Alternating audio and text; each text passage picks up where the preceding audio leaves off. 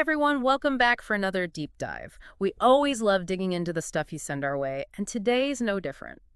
We're tackling John Benson's Simply Eat, the easiest diet in the world.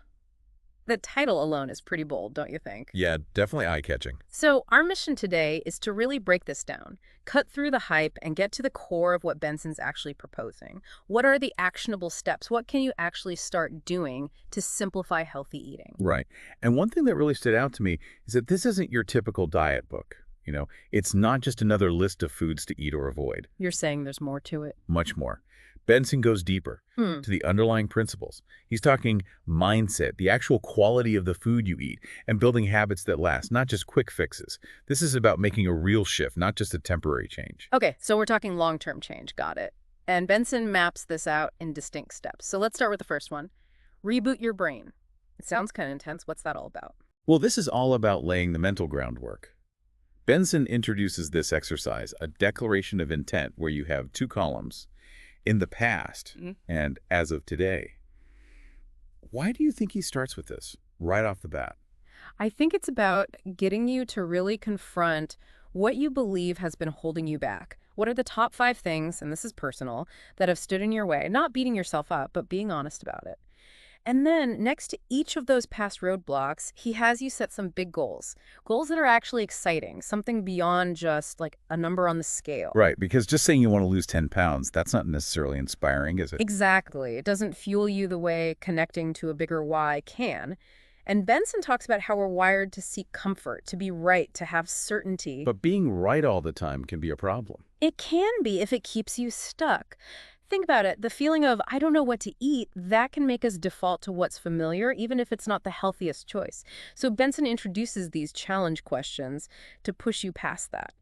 So it's not about having all the answers right away, but about asking yourself the right questions. Exactly. Questions like, how can I enjoy figuring out what nutrition plan works best for me while consistently staying active? It's about shifting your perspective. That's interesting. So it's not just a diet book. It's more like a guide to rewiring your thinking about food and health. You got it. It's about acknowledging that your mindset plays a huge role in achieving and maintaining a healthy body. Benson uses this analogy of spring cleaning for your mind. It's about identifying and actively replacing the limiting beliefs that can sabotage your progress, and not just about food, but about everything. So this spring cleaning, it goes beyond just what you're eating. It's about deeper beliefs. And then he introduces this idea of the core. What's that all about? Your core, according to Benson, is what really drives you. It's the stuff you'd live and die for. It's the source of your deepest motivation. He has this analogy of filling a full glass. You can't just pour more into a glass that's already full, right? So many times we try to adopt these new empowering beliefs, but we haven't addressed the negative ones that are already taking up space. It's like trying to add more water to an already full glass. So you're saying we need to empty the glass first. Get rid of those negative beliefs that are holding us back. That's the idea. And he says this is why so many diets fail. They focus on taking things away, restriction, deprivation, without offering anything to fill that void. You're left with this emptiness, right? And that's not sustainable. Yeah. So this leads to the idea of a core values. What do you think about that? Well, we all have these core values, things like love, freedom, security, right? They are what we truly care about. Exactly. And those become your core livers for motivation. He has this whole kidnap analogy where he compares losing weight for yourself versus losing weight to save a loved one. It sounds dramatic. But it makes you think, right? Yeah, it shows how much stronger your motivation is when your deepest values are at stake. So then he walks you through this exercise called the Why Highway. What did you think of that? I actually found it really insightful. Just that simple act of repeatedly asking yourself why you want to achieve your health goals. It really helps to get to the heart of your motivation. And you keep digging, you keep asking why to each answer until you get to those core values, those bedrock reasons for wanting to change. He gives examples of freedom, love, connection with a higher power, passion. And he talks about the importance of stating your intentions in a positive way, like not, I don't want to be overweight, but I want to have energy and feel good in my body. Something like that. Exactly. And that leads to his focus and replace principle. It's about directing your attention to what you want to be, not what you don't want. Remember that white puffy cloud example? Oh yeah, about how our minds tend to focus on the thing we're told not to think about.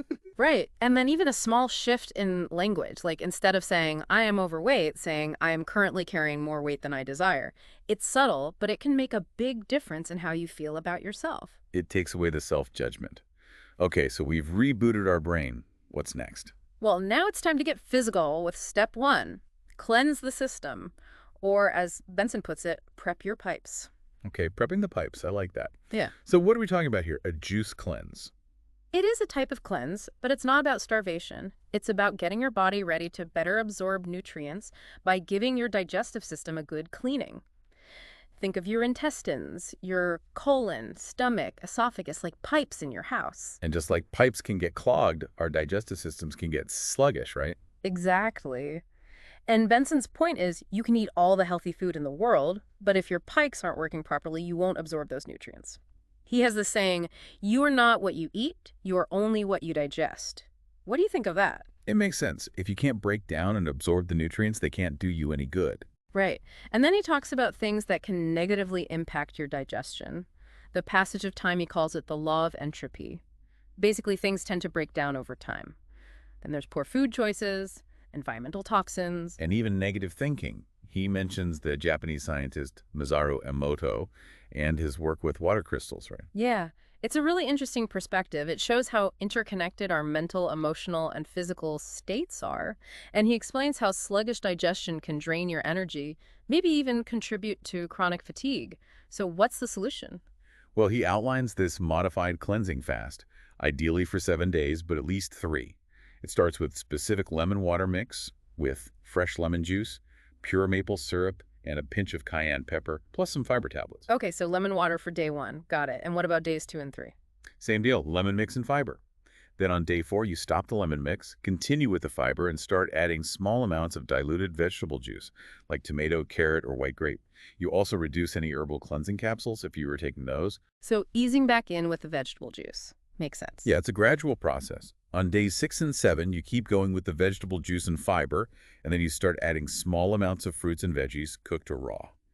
Days 8 and 9, you introduce some plain yogurt or cottage cheese, cut back on the fiber, and stop the herbal capsules completely. Okay, so easing back into more solid foods slowly. Exactly. And then from day 10 onwards, you gradually add back in whole protein sources, like lean chicken, fish, or tofu, until you're back to your normal, healthy protein intake. Fiber is optional at this point. So it's a gradual return to a balanced diet. He also mentions Dr. Whiting's BioCleanse, right? He does, as an example of a more intensive cleanse, but he doesn't explicitly endorse it or any specific product. It's more about giving you the general idea. Right. And it's important to remember you might lose some weight initially during this cleanse, but it's likely mostly water weight and waste. So don't get discouraged if the scale doesn't move much after that. Right. Okay, so we've prepped the pipes. On to step 2, which is all about how smart meals are not dense. What does that mean? It's about understanding the concept of energy density. You want to choose foods that are high in volume, but low in calories. That way you feel full and satisfied on fewer calories. Ah, so you're not constantly hungry. Exactly. He uses a great example, comparing an apple to a slice of white bread. Which do you think is more filling? Well, the apple probably has more fiber, right? So it would keep you fuller for longer. Exactly. And for way fewer calories. He makes another comparison, a lean chicken breast versus a can of soda. Big difference in how they affect your energy levels, right? Oh, yeah. Chicken would give you sustained energy, while the soda would be a quick spike and crash. Right. And he mentions the Great Potato Study. Have you heard of that one? I think so. Wasn't it where people ate only potatoes for a while? Yeah. They ate around 1,200 calories worth of potatoes a day and actually lost more fat than a control group eating 1,500 calories of whatever they wanted. It really shows that counting calories isn't the whole story. Wow, that's pretty interesting. It is. So then he dives into hormones, emphasizing that it's all about hormones when it comes to weight and health. Hormones are definitely important, but how do they fit into this? He explains how processed foods can mess with your hormonal balance, especially insulin, glucagon, thyroid hormones, and adrenaline. All of these play a huge role in your metabolism and how efficiently you burn fat.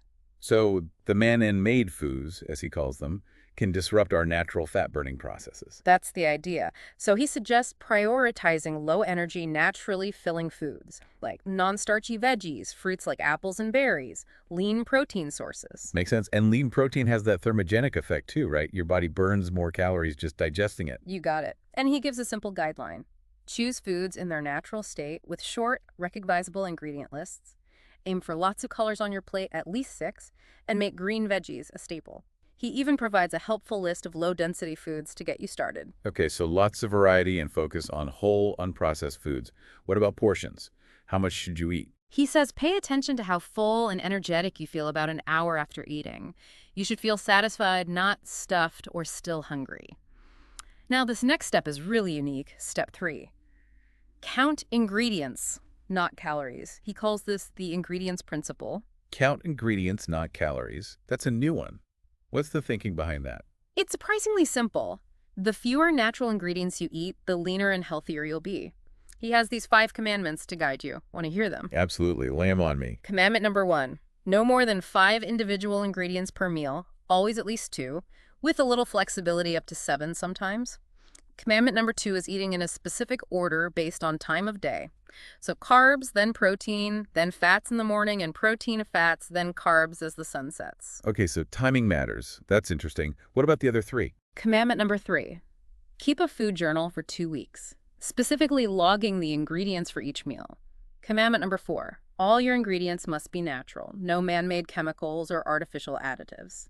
And commandment number 5, take a break on the weekends, enjoy yourself, don't stress about being perfect all the time. Those are pretty clear-cut. So what counts as a single ingredient under this principle? Good question. Anything that contributes calories or is man-made counts as an ingredient. So natural spices, non-caloric fillers, those don't count.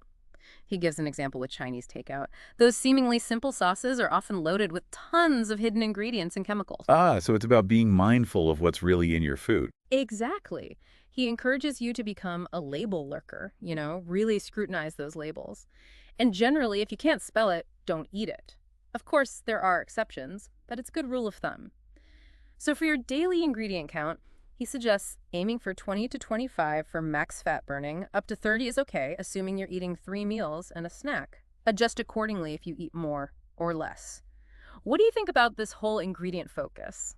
It's definitely an interesting approach. It seems simpler than calorie counting and maybe more sustainable too. That's the idea. And it makes you really think about what you're eating. A single chicken breast, apple, carrot, that's 1 ingredient each. Compare that to a loaf of bread. Right, a loaf of bread could have a whole paragraph of ingredients. Exactly. And he even mentions Ezekiel bread as a good option, with a relatively short, pronounceable ingredient list.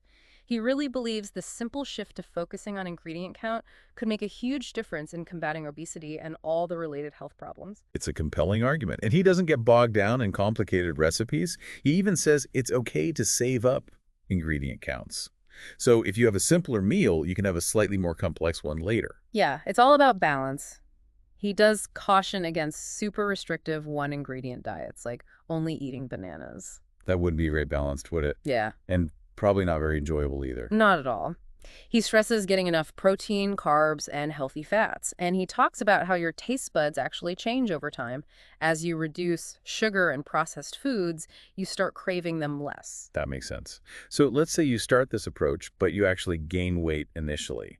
What does he say about that? He says if you skip step 1, the cleanse, that can happen. Give it at least 2 weeks before you judge the results. And pay attention to how your clothes fit. Don't just rely on the scale. Now, remember that eating priority we talked about, eating different things at different times of day. Oh yeah, commandment number 2. Why the specific order? He says it's about matching your food intake to your body's natural energy needs and hormonal fluctuations. Early in the day, you're more insulin sensitive, so that's a good time for carbs, your body's quick energy source. Okay, and then later in the day? As the sun sets, you shift to prioritizing protein and then fats. He uses a car analogy. Carbs are like gasoline, your immediate fuel, while fats are like oil, essential for long-term function. So it's best not to mix too much gas and oil at the same time. Right. He mentions that isocaloric eating might be an exception for some people, but generally this is the guideline he suggests. And I like that he doesn't give rigid meal plans. He wants you to understand the why behind the choices you're making. It's about empowering you to make decisions that work for you. He even mentions the Atkins diet and how it can work for some people because it's naturally low in ingredients, but it can be problematic long-term because excess protein gets converted to sugar. Interesting. So are there any example meals in the book, just to give an idea of what this looks like in practice? He has a sample one-day meal template showing how much food you can actually eat while staying within the ingredient guidelines. And he has the Palmet rule for portion sizes, if you're unsure. Remember, the goal is to feel satisfied, not stuffed. Right, it's not about deprivation. And he talks about the importance of the food journal, right? Absolutely. Commandment number 3. It's all about awareness. What are you really eating? How many ingredients are in your meals? And then commandment number 4 is about choosing whole, unprocessed foods. His simple rule is nothing white. Nothing white. Got it. So brown rice instead of white rice, things like that. Exactly. And he especially cautions against all those sugary cereals marketed to kids. Yeah, they're often packed with sugar and artificial ingredients. It's crazy. It is. And he stresses setting a good example for your kids and sticking to pure water for the first few weeks. No sugary drinks. Good advice. And what about weekends? Does he advocate for being strict 7 days a week? No. Commandment number 5 is all about enjoying yourself and having some flexibility on the weekends. It's not about being perfect, but about moderation. Okay, ready for step 4. Pre-feed for greater fat burning. Pre-feed, huh? What's that all about? This is about eating a small amount of specific foods about 15 minutes before your main meals to help curb your appetite and boost your metabolism. He initially thought about just recommending an apple before meals. Makes sense. Apples have fiber and some beneficial enzymes. Right. But he ended up with his 3-ingredient pre-feed: a raw apple, a stalk of celery, and a raw carrot. Simple enough. He suggests around 100 to 150 calories for this pre-feed, depending on your body weight. And it works in a few ways. First, it fills you up a bit because it's high volume but low calorie, so you naturally eat less at your main meal. So it's a strategic way to manage your calorie intake, but there's more to it. Yeah. Yep. He talks about how these raw foods activate enzymes and boost your metabolism. He even mentions celery as potentially having a negative calorie effect, meaning your body burns more calories digesting it than it contains. Interesting. I've heard that about celery before. And he says these foods help preheat the oven, increasing thermogenesis, so you burn slightly more calories digesting your main meal. So it's a triple win. You eat less, digest more, and feel fuller. Why eat it before the meal, though? He says it's to stimulate those enzymes and heat things up, get your body ready for digestion. Plus, raw foods tend to digest better when eaten separately from concentrated protein. And it's just a simple way to get more veggies in. All right, we've covered the mental prep, the cleanse, smart eating, and the pre-feed. Ready for the final step? Hit me with it. This is step 5, which Benson calls the best fat burner on earth. And it's something we often overlook. Drink like a camel. We're talking about water. Plain old water. Yeah, plain water. Yeah. He emphasizes that getting enough water is crucial for fat burning and overall health. I know we need water, but how does it help with fat burning specifically? He explains that water helps your liver, which is your primary fat-burning organ, to convert stored fat into energy. And it prevents your kidneys from getting overwhelmed with toxins. Makes sense. Your liver and kidneys are both essential for filtering waste and keeping everything running smoothly. Exactly. And if you're dehydrated, your liver has to pick up the slack for your kidneys, which means it can't focus on burning fat as efficiently. He also talks about how chronic dehydration can actually lead to water retention as well as higher blood pressure and inflammation. That's counterintuitive, isn't it? Yeah. You'd think drinking more water would reduce water retention, not make it worse. You'd think so, but that's how your body reacts when it's constantly dehydrated. It starts holding on to water because it thinks it's in a drought. Wow, I didn't realize that. So drinking more water actually helps your body release that excess water. Precisely. He also talks about how our bodies can confuse thirst with hunger, especially if we're eating a lot of processed food. It has to do with dopamine and how those foods mess with our brain chemistry. He mentions Dr. Batmangalich, who had this controversial theory that dehydration is at the root of many modern diseases. Oh yeah, I've heard of him. He advocated for drinking more water and increasing soupium intake in some cases. Yep, that was his approach. And then Benson highlights some pretty shocking statistics about how little water most people actually drink and how much sugary soda and other drinks they consume instead. It's a real problem. Yeah, it's easy to forget about plain old water when there are so many other options out there. He lists some early signs of dehydration that people might not even realize are related to dehydration. Headaches, stomach aches, feeling hungry right after eating. That's interesting. I always thought those are signs of low blood sugar, not dehydration. It can be tricky. And then, of course, there's fatigue, dry skin, constipation. Those are more obvious signs. But he cautions against drinking tons of water without enough sodium. You need to keep that balance. Okay, good to know. So how much water should you be drinking? He recommends about a quart of water for every 40 to 50 pounds of body weight. More if it's hot or you're exercising, but limited in the 30 minutes before meals so you don't dilute your digestive juices. He explains why athletes need extra water for energy production, muscle function, and reducing lactic acid buildup. He even debunks that myth about drinking water before bed making you wet the bed. Oh, I remember hearing that as a kid. He cites a study that actually linked sleep apnea to dehydration. And he clears up some other misconceptions, like dry mouth being the first sign of dehydration or getting enough water from food alone. So drinking enough water is really key, and it can't be replaced by other beverages. But what about having to pee all the time? Isn't that annoying? He reframes that as a good thing. It means your body is flushing out toxins. Fair enough. And what about water quality? Does he have anything to say about tap water versus bottled water? He does touch on that, mentioning the potential for contaminants in tap water, like fluoride, chlorine, aluminum, arsenic. He even quotes former Surgeon General C. Everett Koop, who apparently said he wouldn't drink tap water. He also shares a tip about drinking warm water to curb appetite and sugar cravings. Interesting. So drinking more water is key. Any final tips for maximizing fat burning?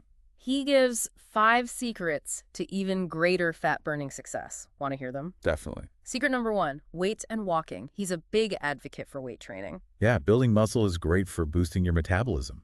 You burn more calories even when you're not working out. He recommends 3 weight training sessions a week, working different muscle groups and gradually increasing the challenge. And he loves brisk walking for fat burning. He says a high percentage of the energy you burn while walking comes directly from fat. Aim for an hour or more daily, ideally first thing in the morning before eating. Makes sense. And it's lower impact than running, so it's easier on your joints. Exactly. He mentions heavy hands as an alternative if you can't walk. Secret number 2 is pre-cook for the week. Basically, cook in bulk so you have healthy meals ready to go when you're hungry and avoid unhealthy choices out of convenience. Meal prep, such a lifesaver. What are the other secrets? Secret number 3, engage the family. He suggests using those core levers we talked about to get your family on board with healthy eating. It's easier when everyone's participating, and it helps create a supportive environment. That's smart, and it sets a good example for kids, too. Okay, what about the last 2? Secret number 4, grab a partner for your workouts. Accountability is huge. And secret number 5, keep a journal, not just for food, but for workouts, thoughts, progress. It's a great way to track your journey and stay motivated. He also briefly mentions a Simply Eat 2-week food plan in the book if you want to see a concrete example of how to put all this together. That's helpful. So to sum it up, Simply Eat is a holistic approach that goes beyond just food choices. It's about mindset, building healthy habits, and understanding the why behind the what. Exactly. You start with reboot your brain and identifying your core values. Then you move on to choosing whole, unprocessed smart foods, focusing on low energy density and ingredient count rather than strict calorie counting. You use the pre-feed strategy to manage your appetite and boost your metabolism, and you drink plenty of water for optimal health and fat burning. It's not about deprivation or quick fixes, but about making sustainable changes for the long term. Absolutely. It's about giving you the knowledge and tools to take control of your health and well-being. So for you listening, take a moment to think about which of these principles resonates most with you. What small change can you make today? Remember, even tiny, consistent steps can lead to big results over time. And if you want to dive deeper into this approach, be sure to check out John Benson's Simply Eat. Thanks for joining us for another deep dive. We'll see you next time for more insights and inspiration.